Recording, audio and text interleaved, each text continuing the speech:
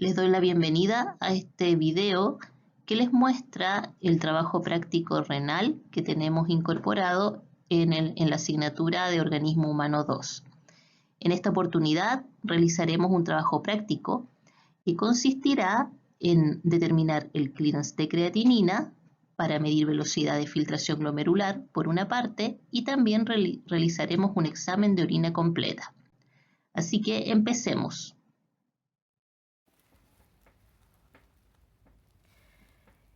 Buenos días, en esta oportunidad vamos a realizar la demostración práctica de cómo se puede determinar la velocidad de filtración glomerular a través del clearance de creatinina, utilizando un kit comercial que se basa en el método de Jaffe. El método de Jaffe implica que un reactivo llamado picrato reaccione en un medio alcalino y de esa forma la creatinina, una vez que reacciona con el picrato alcalino, va a generar un compuesto coloreado. Entonces el kit comercial trae un reactivo que contiene el picrato y otro reactivo que trae un medio alcalino. Estos dos productos A y B se mezclan para formar el producto llamado reactivo de trabajo, que es estable aproximadamente un mes, y con este vamos a trabajar. El clearance de creatinina consiste en medir la concentración de creatinina de un paciente tanto en el suero como en la orina de este. Esta es una muestra, una alícuota que se obtuvo de una recolección de 24 horas de la diuresis del paciente.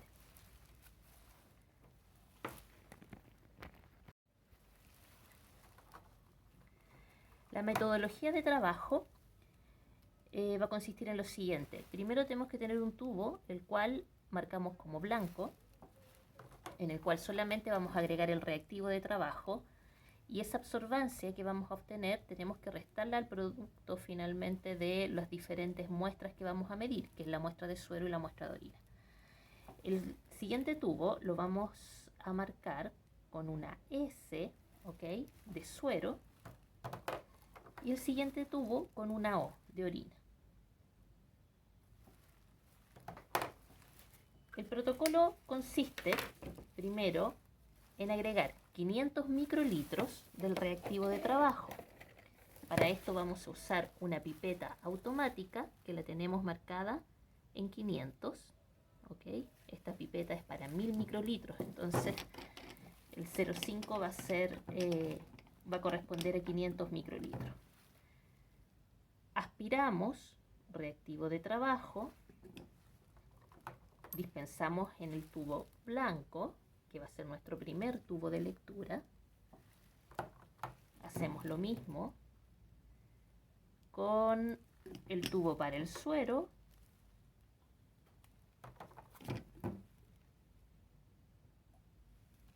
y el tubo para la orina.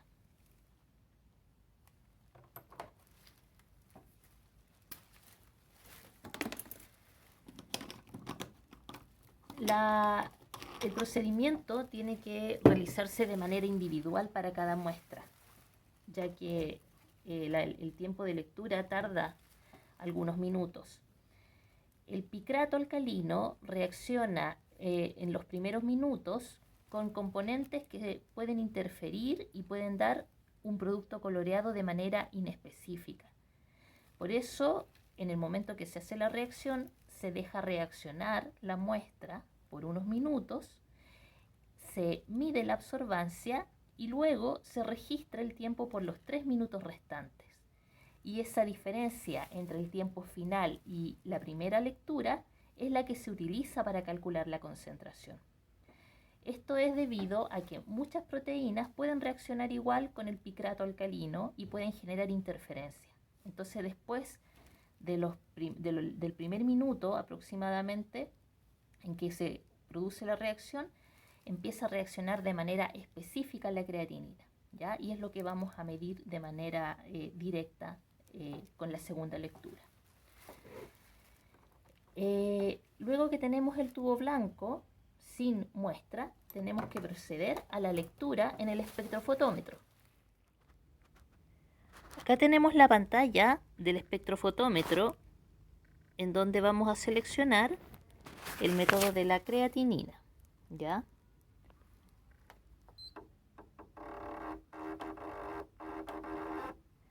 El espectrofotómetro inmediatamente nos pide que midamos la línea de base que corresponde a agua destilada, con el propósito de llevar el equipo al cero. En estos momentos está leyendo y está midiendo la absorbancia.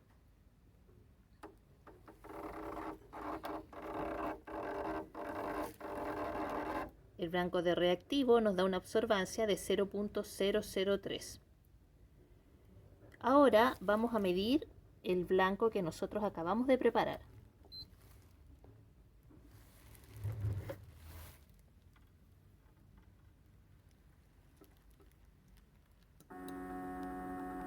En estos momentos el equipo está aspirando la muestra para poder leer la absorbancia del blanco de reactivo. En esta pantalla podemos ver el equipo, el cual primero genera una incubación y posteriormente comienza a realizar las lecturas en el tiempo. El propósito de este primer tubo blanco es evaluar que el reactivo no presente ningún tipo de contaminación, que no esté reaccionando de manera espontánea, ¿cierto?, con algún producto del ambiente y no esté generando color. Entonces ahí inmediatamente podemos ver cómo aparece el primer punto en la lectura. Ahí está el segundo y así va a seguir leyendo por alrededor de 3 minutos. Ahora podemos ver que la lectura fue estable en el tiempo, por lo tanto el blanco de reactivo nos está mostrando que el reactivo se comporta de manera estable. Luego esta absorbancia va a ser restada a la lectura de la muestra. En estos momentos ahora tenemos la muestra del paciente, la cual vamos a medir. Ya tenemos nuestra muestra, nuestro tubo que dice suero y que tiene el reactivo de Jaffe. Para esto vamos a tomar 50 microlitros de la muestra del paciente, la vamos a dispensar en el tubo para que reaccione e inmediatamente después vamos a agitarla en un vórtex.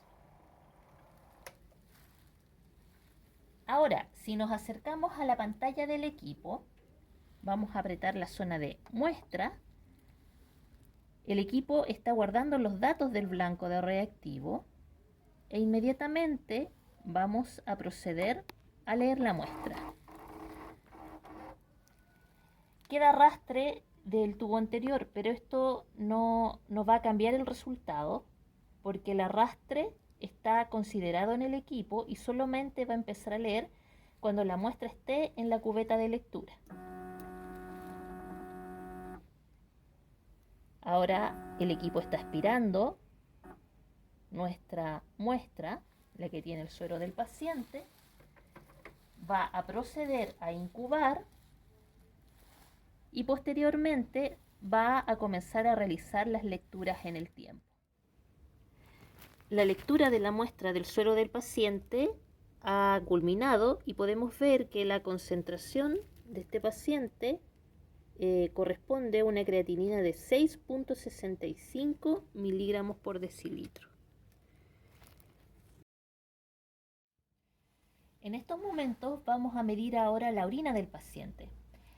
Hay que tener una consideración, la orina es necesario diluirla. Esta orina está diluida 1 en 10, es decir, un volumen de orina con 9 de agua. ¿Por qué? Porque recordemos que la orina concentra la creatinina para eliminarla, ya que es un desecho nitrogenado que es necesario eliminar del organismo. Las concentraciones que tiene la orina tal como estaba son tan altas que el método no permite detectarlos con una buena precisión y exactitud, ya que nos salimos del límite de cuantificación del método. Por eso aquí tenemos una muestra diluida 1 en 10. Tomamos 50 microlitros también y los hacemos reaccionar con el picrato alcalino que ya teníamos en el tubo. Agitamos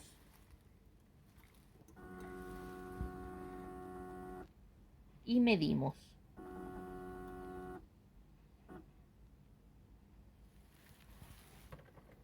Y ahora esperamos el resultado.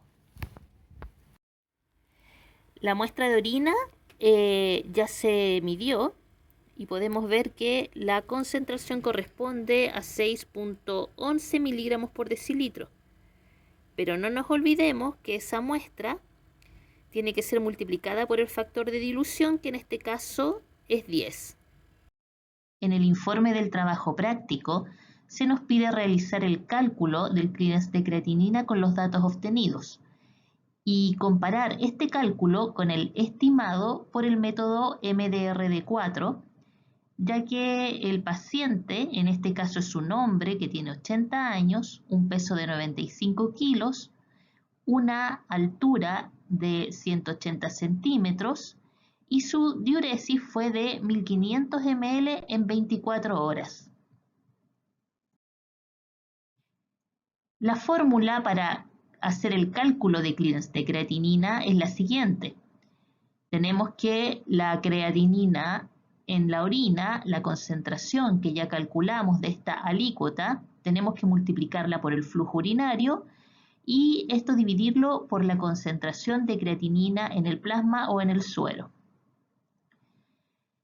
Para esto necesitamos hacer el cálculo del flujo urinario en mililitros por minuto. Sabemos que en 24 horas tenemos 1440 minutos.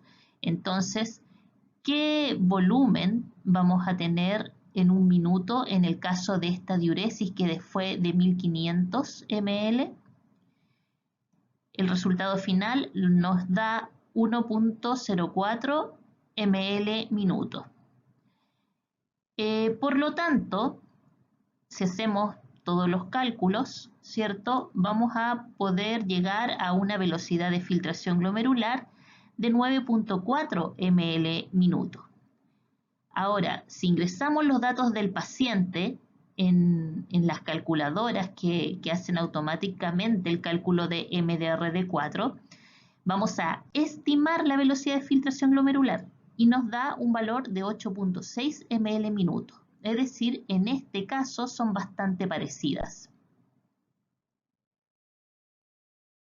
Finalmente, para terminar esta primera parte, vamos a clasificar el clearance de creatinina de este paciente comparando el valor obtenido con la tabla que nos entrega esta sociedad, que es la Kidney Disease Improving Global Outcomes, quienes nos entregan una tabla en función de los valores de creatinina y de albuminuria.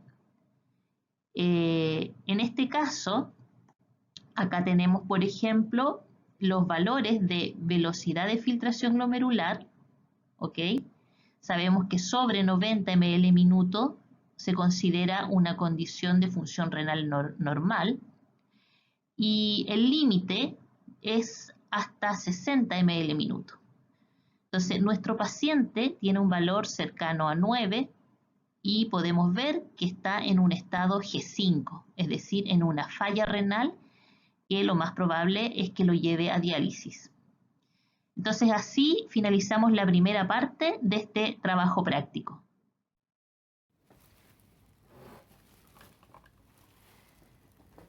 Ahora vamos a realizar el examen de orina completa, que consiste en trabajar con una muestra, que es la primera orina de la mañana de preferencia, o también se puede aceptar una orina con retención de al menos 4 horas en la vejiga. Y esta muestra es considerada adecuada para realizar un examen de orina completa. Entonces, el examen de orina completa consiste en un examen físico-químico y el análisis del sedimento urinario. Para realizar el análisis físico, tenemos que agitar la muestra e inmediatamente dispensarla en un tubo de estos tubos tipo Falcon de 15 ml hasta los 10 ml. Todo este procedimiento está estandarizado mediante guías que son internacionales con el propósito de que todos los exámenes se realicen de la misma forma en todos los laboratorios clínicos. Entonces, ya de esta forma podemos evaluar el examen físico, que consiste en caracterizar tanto el color como el aspecto. Podemos ver acá que el color es amarillo y el aspecto transparente, ¿ya? Eso es el examen físico. Esto es importante porque existe una serie de patologías que implican que el color de la orina pueda cambiar. Eso lo van a poder leer muy bien en su guía de trabajos prácticos. Luego, para realizar el examen químico, existen diferentes laboratorios, ya acá tenemos el ejemplo de uno, que venden las llamadas tiras reactivas. Las tiras reactivas se basan en el principio de la química seca, en el cual se distribuyen diferentes almohadillas con reactivos que están liofilizados y distribuidos en las diferentes almohadillas de la zona de la tira reactiva. Y cada una de estas almohadillas ya va a tener diferentes componentes químicos que van a reaccionar con la orina y van a generar un cambio de color. Ese cambio de color se puede comparar con una cartilla de colores que aparece en el envase de las tiras reactivas. Esta lectura se puede realizar de manera visual, ya con el ojo del analista, que tiene que tener un cierto grado de expertise para interpretar los colores, o también se puede realizar a través de instrumentos. Existen una serie de equipos que miden a través de la refractancia de la muestra el cambio de color y de esa forma se informa el resultado. La idea es sumergir la tira alrededor de 1 segundo y luego que se sumerge, esperar los tiempos que el fabricante indica para hacer la interpretación de los colores. Generalmente estos tiempos van de 0 a 60 minutos. Entonces, inmediatamente podemos hacer la comparación, ¿ya? Y en esta comparación de colores podemos ver que en particular esta muestra, ¿ya? No tiene urobilinógeno, no posee glucosa, no posee cetonas, no posee bilirrubina, tampoco posee proteínas, tiene un pH alrededor de 6, ¿ok? No tiene sangre tampoco. Y finalmente la densidad específica está en 1025 y tampoco presenta leucocitos. Por lo tanto, esta muestra corresponde a una muestra probablemente de un paciente que no está cursando patología. Luego es necesario realizar el examen del sedimento urinario. Para esto, nosotros tenemos que centrifugar esta muestra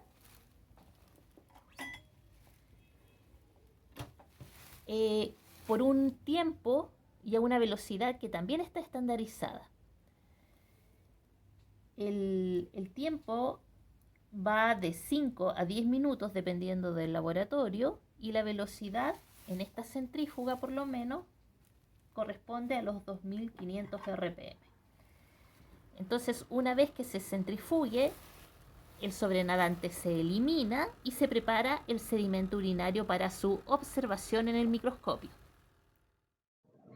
Una vez que terminó la centrifugación de la muestra, se elimina el sobrenadante simplemente vertiéndolo en un recipiente y nos quedamos con 0,5 ml del sedimento. Este se homogeniza muy bien y se incorpora alrededor de 20 microlitros en un portaobjeto y se cubre con un cubreobjeto de vidrio.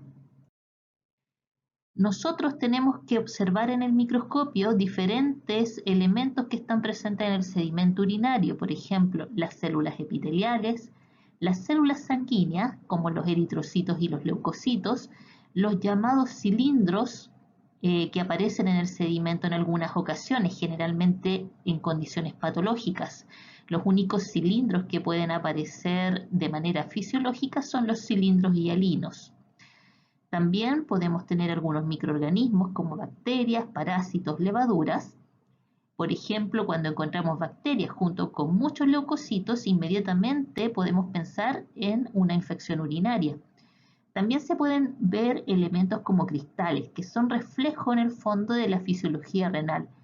Por ejemplo, si existe ácido úrico y están las condiciones óptimas de densidad apropiada y de pH apropiado, este ácido úrico puede precipitar y aparece en forma de cristales en el sedimento urinario. También pueden haber otros elementos como contaminantes, mucos y a veces se encuentran incluso espermatozoides. Este es un informe clásico de sedimento urinario. Tenemos aparecen las células descamativas, que son normales, obviamente, los eritrocitos, los leucocitos, los cilindros, y la forma en cómo se realiza este informe. Acá tenemos el examen químico, ¿ya? Que ya lo revisamos. Por ejemplo, las células descamativas provienen de la última parte de la uretra, entonces ustedes pueden ver estas morfologías en el sedimento. Esto no es epitelio renal, sino que es la última porción de la uretra y es normal encontrar este tipo de células en el sedimento urinario. Podemos ver también las células de transición, que son las que están formando parte del epitelio desde la pelvis renal, los uréteres, hasta la vejiga. Entonces, por ejemplo, cuando hay infecciones urinarias que están afectando la vejiga, pueden aparecer una gran cantidad de las células que tienen una característica bastante particular a esta zona de la vía urinaria. Mucho más extraño es encontrar células tubulares o renales. Cuando se encuentran este tipo de células ya estamos hablando de células que provienen de los túbulos renales.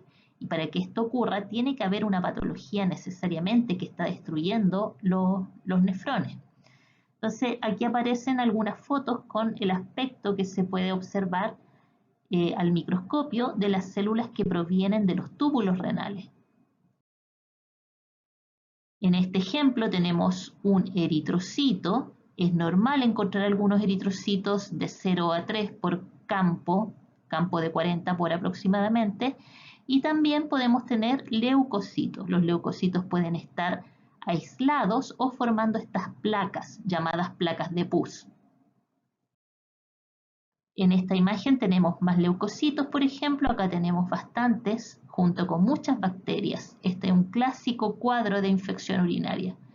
Acá también tenemos muchas bacterias, leucocitos y algunos formando estas llamadas placas de pus propias de una infección. Los cristales son elementos que pueden aparecer dependiendo del pH. Por ejemplo, en pHs ácidos precipitan estos cristales que son de oxalato de calcio y tienen que ver también con la ingesta de las diferentes dietas del individuo. Que si la orina está con una densidad muy elevada, pueden precipitar. O si también la orina queda recolectada, luego de ser recolectada queda en un refrigerador, antes de su análisis también pueden precipitar algunos cristales. Entonces, encontrar cristales es bastante frecuente. Este es un caso patológico donde podemos ver eritrocitos que han atravesado la membrana de filtración glomerular, pero que esta membrana está un tanto dañada. Estos eritrocitos se llaman acantocitos y es parte de la dismorfia que pueden presentar los eritrocitos en el sedimento urinario. Entonces aparecen con unas zonas que son como burbujas y que corresponden al daño que ha sufrido el eritrocito al pasar por una membrana, por una barrera de filtración glomerular que está dañada.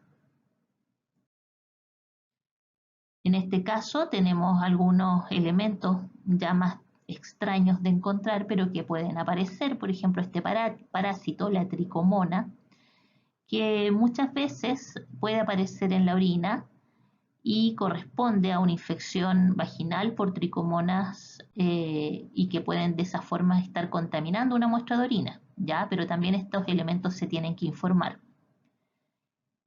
También acá tenemos algunas células que son tubulares, que esto también es patológico. Este es un clásico cuadro de infección urinaria. Muchos leucocitos y muchas bacterias de background en el fondo del campo. Los cilindros son elementos que se forman en los túbulos renales y la matriz que los compone es la llamada proteína de Tams-Horsfall o uromodulina, que se secreta por el asa gruesa ascendente de Henle. Ahí se secreta la uromodulina. Y esta proteína se considera una defensa antibacteriana, porque esta proteína recubre las paredes de los túbulos renales y evita que las bacterias puedan adherirse al epitelio. En condiciones fisiológicas es posible encontrar cilindros hialinos, pero en condiciones patológicas empiezan a aparecer otro tipo de cilindros con un contenido celular. Entonces también hay que tener poner mucha atención cuando aparecen cilindros informados en el examen de orina completa. Acá tenemos un cilindro hialino que es posible verlo en algunas orinas de pacientes que no están cursando patología, por ejemplo, aparecen después de realizar mucho ejercicio. Cuando la persona está con fiebre también pueden llegar a aparecer estos cilindros.